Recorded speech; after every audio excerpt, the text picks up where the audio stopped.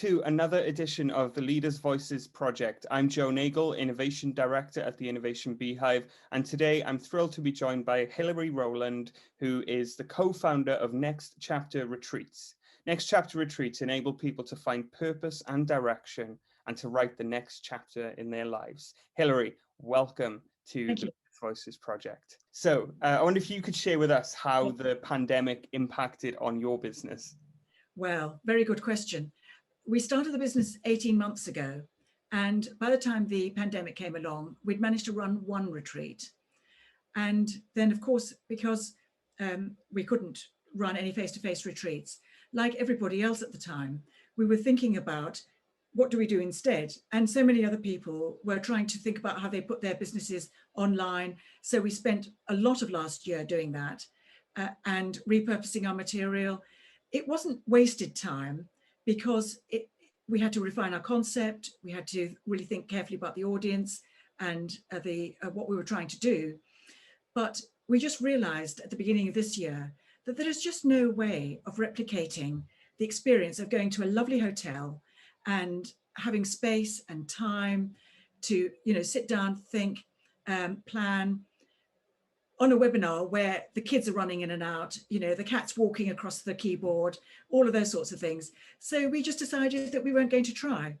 So we've got our next retreat booked in mid-June, and we are sitting tight, preparing, and we'll be ready. That's great. Fantastic. So what did you do in the face of the challenge of the pandemic? How did you move the business forward, if you like? Well, one of the biggest things was developing partnerships. One of the things we started off doing was getting the brand really, really clear. And I mean brand, not branding, and getting really clear about what we were about as a business. And we were able to put that out in the form of on our website, in a video, which explains exactly what all of that was about. And I think as a result of that, people understanding what we were about more clearly, we had people coming to us saying, gosh, we'd really like to work with you. And we identified opportunities in the market as well. So for example, one industry where we are working together with people is in financial planning. So people go to their financial planner or their financial advisor and say to them, have I got enough? And a financial advisor will assume that they want to retire and make sure they've got enough money for retiring. A financial planner will say, what do you want the money for? Which, from where I sit, is an obvious question. But they are less confident about helping their clients to answer that question, which of course is where we come in. So that's a relationship that works really well. And we've been identifying a number of those different kinds of relationship and forming partnerships, and also looking for channels where we can, other companies that we can run retreats for. Great, that's brilliant. So you made good use of the time. Did. I'm just curious, actually. You said that that you realized that you couldn't deliver what you do virtually, and you talked about not being able to replicate the experience, etc. What is it about what you do that made you decide that it couldn't be delivered virtually? What would you say is the key thing that made that not possible? That's another really good question, because it goes to the heart of what we think we offer and what we think we're about. So one of the critical things about our retreats is creating the right environment. People have to feel that it's a safe space where they can open up. And we don't force people to say more than they want to say, but people do start being very open about themselves. And I think the main things about how we work are that confidentiality is a critical issue. We work in groups because we find that people get much more and learn more from working together in groups rather than working one-to-one in coaching. And we also work at quite a lot of depth. So we really encourage people to look beyond the surface of what's going on in their lives. And I think that it's very hard to do all of that when people don't know each other. So our retreats, our core product is a 5-day retreat, and it's run over 3 months. So the first 3 days takes place, and then we've got 10 or 11 weeks, and then another 2 days. It would be impossible to do it without people meeting on the first 3 days. We could deliver the last 2 days by webinar if we had to, but people do really need to get to know each other and be comfortable with each other if they're going to open up and learn from each other.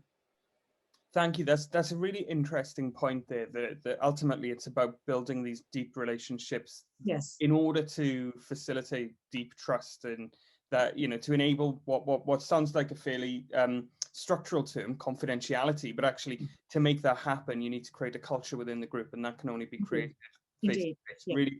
Really, I think there's a really interesting learning there for people when they're considering the future of the workplace, for example. You know, how far do we operate all working from home versus being in the office? And I mean, correct me if I'm wrong, but I would suggest from your experience that maybe you do need some interaction in order to build those levels of trust and build team cohesion. Very much so. Yeah, I think so. Great. I think particularly, I mean, in an office environment, I think it's different because those relationships are much longer term, whereas we're bringing people together who don't know each other for 3 days, or 5 days in total. And in those first 3 days, they have to feel comfortable with each other. And I don't see how you can do that on a webinar. In any case, I mean, 2 hours of our webinars more than enough.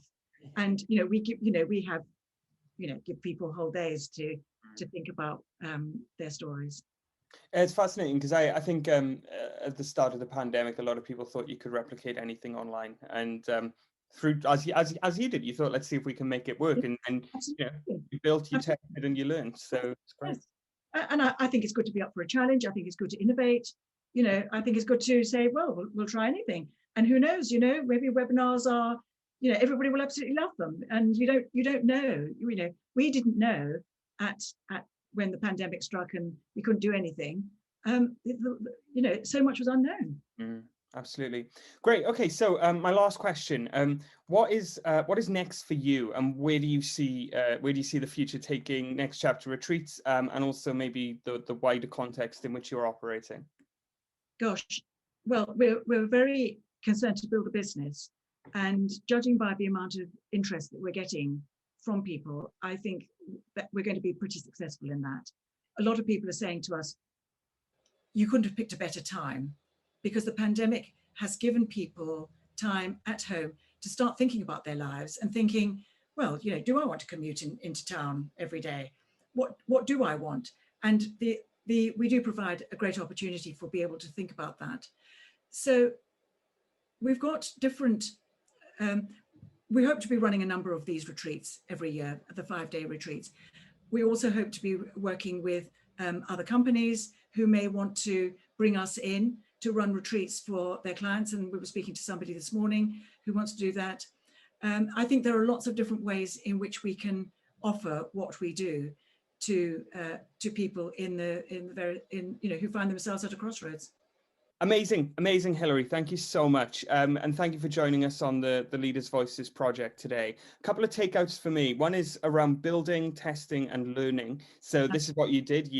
And actually then recognizing that the thing hasn't worked. So then the second thing I'm taking out from this is being bold in the decision that you've taken. And actually, you basically said, right, well, actually, this isn't going to work virtually, so we're not going to do it. We're not going to try and shoehorn this in just so that we can get a little bit of income in the meantime. We're going to build the business in order to launch, and then picking the right time to launch. And maybe it's serendipity, maybe it's planned, bit of both maybe. But there you go. You're going to launch, and I wish you every success with the business, and would encourage people to link in with you so that they can learn more if they're happy to. And we'll make sure that the website goes in the first comment on the description as well. So Hilary, thank you so much.